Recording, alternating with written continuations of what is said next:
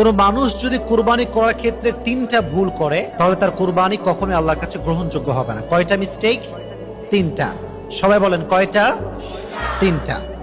Number 1, এই ভুলটা আমরা 80% যুবক ভাইরা করি, 80% মুরব্বীরা করি যারা আমরা জবাই দেই বা কুরবানি করি।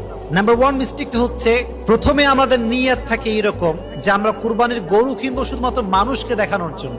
অনেকে নিয়ত করে গোস্ত খাবে, অনেকদিন গোস্ত খায় না, কুরবানির সময় আসলে গোস্ত খাওয়া হবে অনেক বেশি। নিয়তে ভুল আমাদের, এইটা ঠিক না।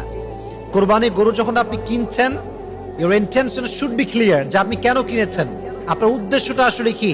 উদ্দেশ্য হচ্ছে কুল ইন্না সলাতি ওয়া নুসুকি ওয়া মাহইয়ায়া ওয়া মামাতি লিল্লাহি রাব্বিল আলামিন, আমার নামাজ, আমার কুরবানি, আমার জীবন, আমার মরণ, এই সব কিছু শুধুমাত্র একজনের জন্য আমরা উৎসর্গ করব। আওয়াজ দিয়ে বলেন তিনি কে?